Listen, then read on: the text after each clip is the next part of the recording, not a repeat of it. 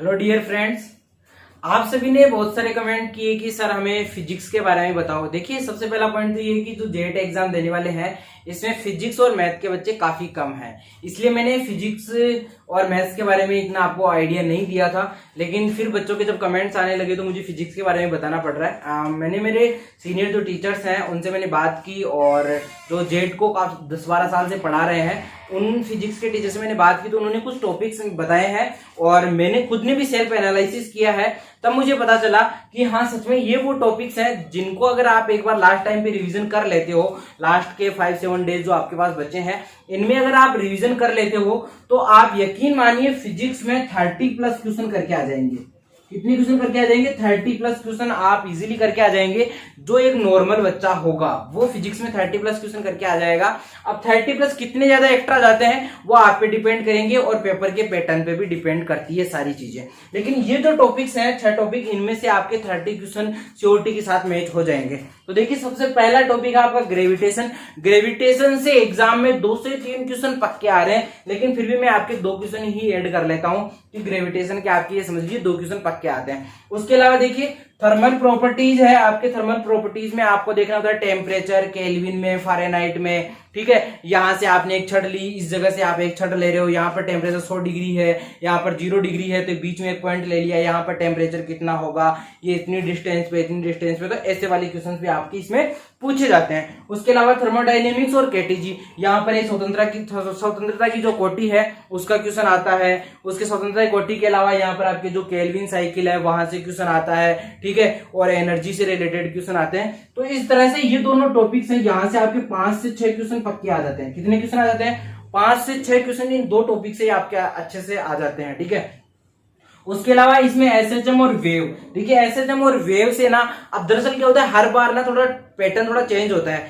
कई बार वेव से क्वेश्चन ज्यादा आते हैं, कई बार एसएचएम से क्वेश्चन ज्यादा आते हैं, लेकिन दोनों से मिला के 4 से 5 क्वेश्चन आ जाते हैं।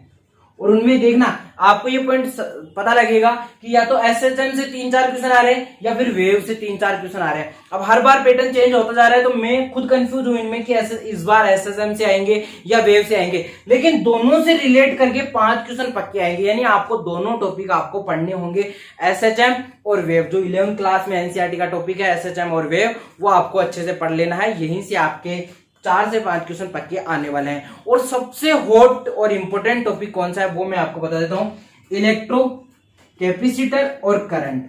ये तीनों टॉपिक इतने अच्छे हैं कि यहां से आपके इतने बरमार क्वेश्चन आने वाले हैं। 7 से 8 क्वेश्चन आपको यहां से देखने को मिलेंगे।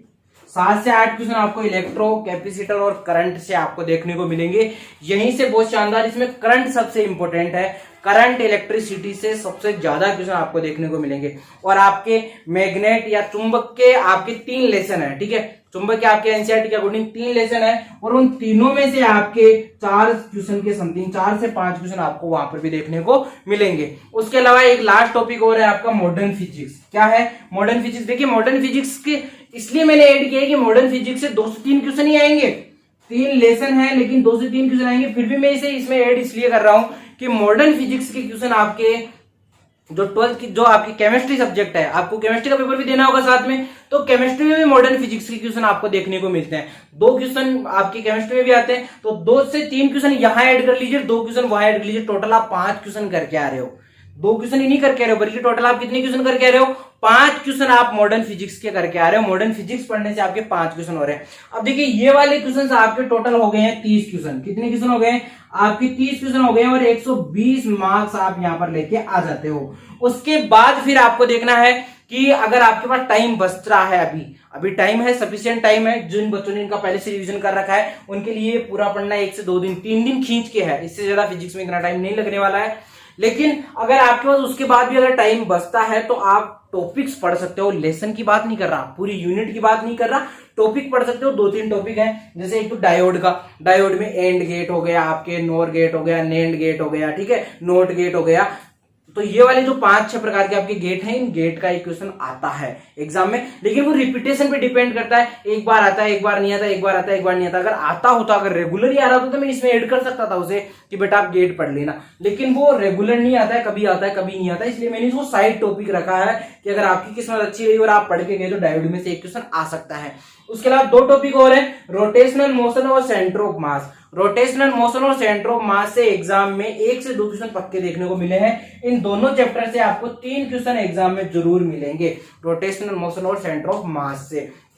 अब इसके अलावा देखिए, आप अगर फिजिक्स के स्टूडेंट हैं तो आपको जैसे यूनिट सबकी पता होगी, वीमा आप सबकी जानते ही होंगे, ठीक है, इंटर कन्वर्जन थोड़ा बहुत आपको आता होगा, ग्राफ का आइडिया होगा। तो ये छोटी छोटी चीजें आपके थ्योरेटिकल में पूछी जाती है, तो 1-2 क्वेश्चन आप वहां से कर देंगे और 30 प्लस आप इधर से कर रहे हैं, 30 इधर से मान लीजिए, 3 क्वेश्चन आप इसमें से मान लीजिए 33, और 1-2 क्वेश्चन भी अगर आप और हिला के आते हो तो 35 का आपका स्कोर हो जाता है। और 35 में आपके 140 मार्क्स आते हैं। कितने? 140 मार्क्स। अगर इतने ही मार्क्स अगर आप फिजिक्स, मैथमेटिक्स और केमिस्ट्री में लेके आते हो तो यकीन मानिए आपके कितने मार्क्स हो जाते हैं, इतने शानदार मार्क्स हो जाएंगे कि आप 400 को क्रॉस करने वाले हैं। और जो बच्चा 400 मार्क्स लेके आएगा फिजिक्स टोटल जेट के पेपर में, उसकी रैंक सुनिश्चित है। हो सकता है फर्स्ट रैंक भी आ जाए आप ही की, क्योंकि 400 से अबाउ मुश्किल से 8-10 बच्चे होते हैं जिनके 400 से अबाउ मार्क्स आते हैं 480 में से। और देखिए, अगर आप डेयरी फूड की तैयारी कर रहे हैं, यानी जो बच्चा मैथमेटिक्स, फिजिक्स और केमिस्ट्री लेके अगर तैयारी कर रहा है, तो उसके लिए तो 140 नंबर बहुत बड़ी बात है फिजिक्स में। यानी आप अगर 250 स्कोर भी करते हो जेट में, अगर 250 स्कोर भी करते हो डेयरी फूड वाले बच्चे, तो उनको कॉलेज आसानी से मिल जाएगी। और इस बार तो सीटें भी बढ़ा दी गई है, उदयपुर के बजाय इस बार जोधपुर और जोबनेर में भी आपके डेयरी फूड टेक्नोलॉजी की कॉलेज स्टार्ट कर दी है। तो आपके लिए पहले एक ही कॉलेज थी, अब 3 कॉलेज हो चुकी है। तो यहां से आप इस तरह से 140 मार्क्स प्राप्त कर सकते हैं। ठीक है दोस्तों, मिलते हैं नेक्स्ट वीडियो में। जय हिंद, जय भारत।